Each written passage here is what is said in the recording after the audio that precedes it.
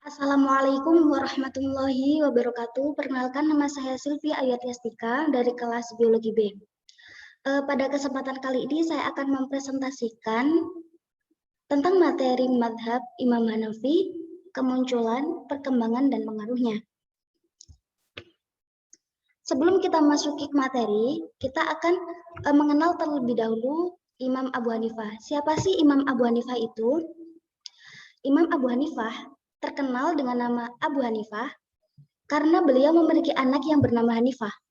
Sehingga beliau ini masyhur dipanggil dengan Abu Hanifah yang artinya adalah ayahnya Hanifah. Walaupun begitu, beliau ini memiliki nama asli An-Nu'man bin Sabit bin Zuwato. Tapi dalam riwayat lain disebutkan Imam Abu Hanifah ini memiliki nama An-Nu'man bin Sabit bin Al-Marzaban. Beliau lahir di Kufah pada tahun 80 Hijriah, 659 Masehi. Dan wafat di Baghdad tahun 150 Hijriah atau 767 Masehi. Ayah beliau berasal dari Persia. Dan beliau ini merupakan seorang tabi'in, generasi ketiga setelah Rasulullah. Beliau memiliki guru yang sangat masyhur, yaitu Syekh Hamad. Meskipun beliau bermulazamah kepada Syekh Hamad selama belasan tahun, beliau ini tidak menghambat Imam Abu Hanifah ini untuk berguru ke syekh-syekh yang lainnya. Beliau juga pernah berguru ke Kufah, Basrah, dan Makkah.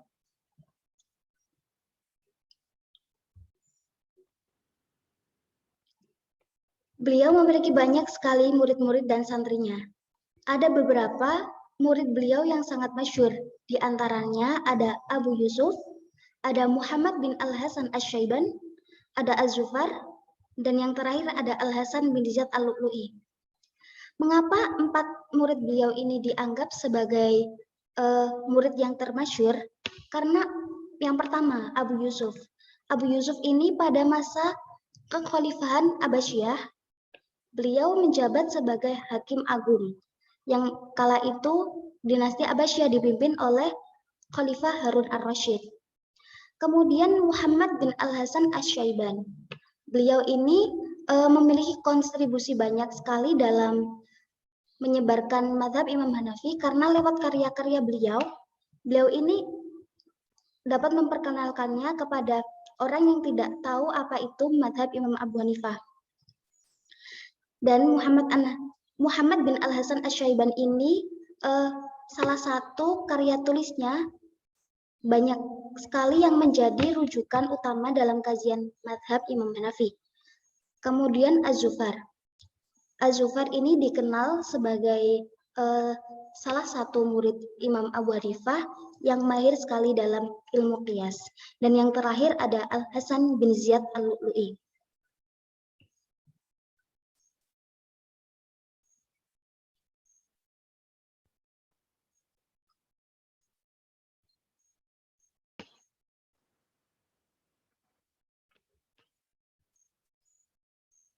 Kemudian, mazhab Imam Hanafi.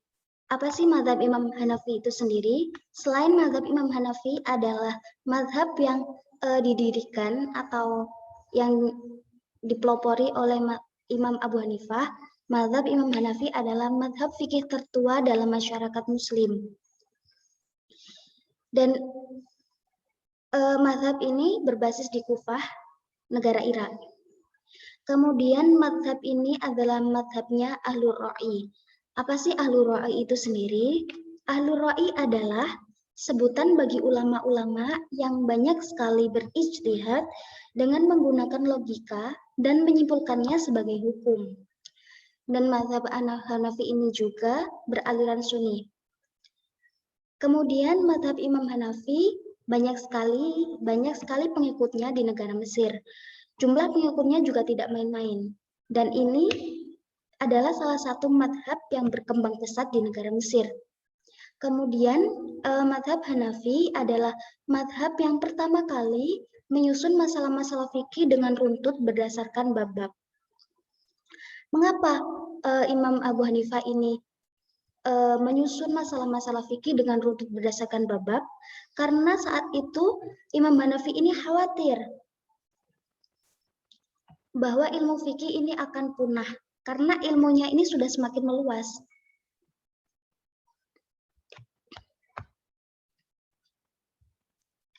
Kemudian kemunculan mazhab Imam Hanafi. Kemunculan mazhab Imam Hanafi ini kurang lebih sekitaran awal abad ke-2 Hijriah. Saat itu beliau menggantikan Syekh Ahmad sebagai pengajar di halakohnya. Sebelumnya beliau ini menjadi murid Syekh Ahmad. Dan saat itu beliau menggantikan Syekh Ahmad menjadi pengajar di halakoh. Awalnya beliau hanya mengajarkan fikih kepada murid-murid di halakoh. Beliau tidak berpikir untuk menciptakan mazhab Imam Hanafi itu, tapi beliau hanya mengajarkannya kepada murid-murid beliau yang di halakoh itu. Tapi lambat laun ilmu fikih beliau menyebar luas. Ini berkat murid-muridnya yang menyebarkannya juga. Hal ini terjadi karena para murid beliau berkontribusi dalam penyebaran ilmu fikih mazhab Imam Hanafi.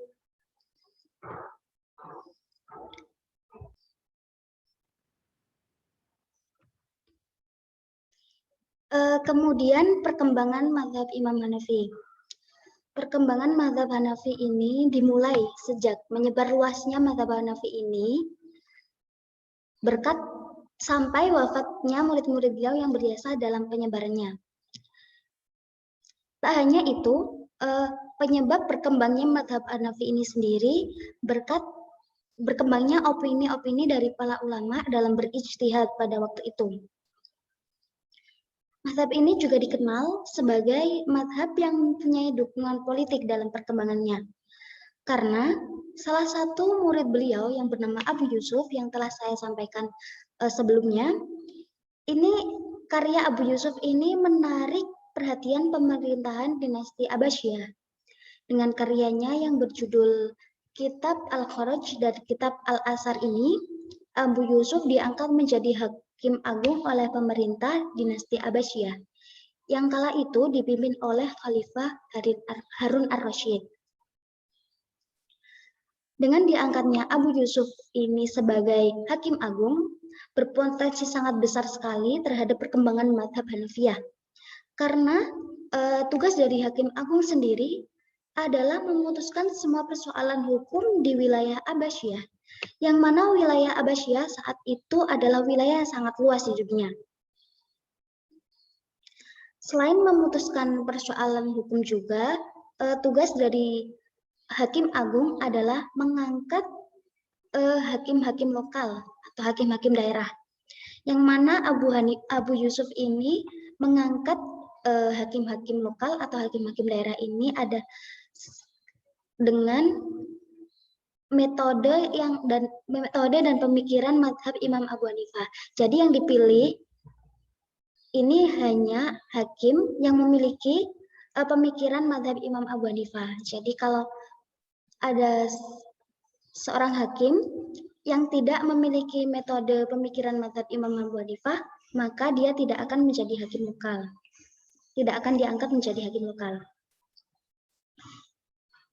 Kemudian perkembangan mazhab Hanafi ini juga berkat karya-karya murid beliau, salah satunya adalah sebagai salah satu contohnya adalah kitab Zahir Ar-Riwayat karangan Muhammad bin Al-Hasan Asy-Syaiban.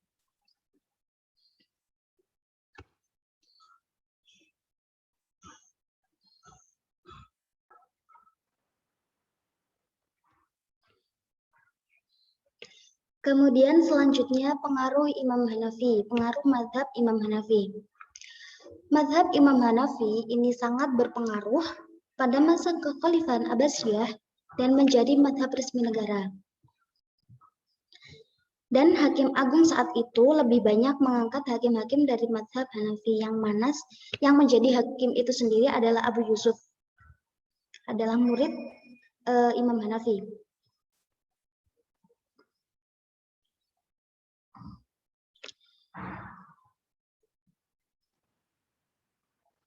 Dengan menjabatnya Abu Yusuf sebagai Hakim Agung, dan beliau lebih banyak mengangkat para ahli yang memiliki kemampuan memutuskan hukum dengan metode Imam Abu Hanifah.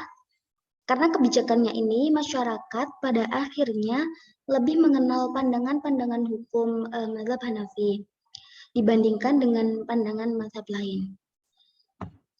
Di antara wilayah yang menjadi penyebaran mazhab Imam Hanafi adalah Irak, Khurasan, Syam, Mesir, dan wilayah Afrika Utara lainnya.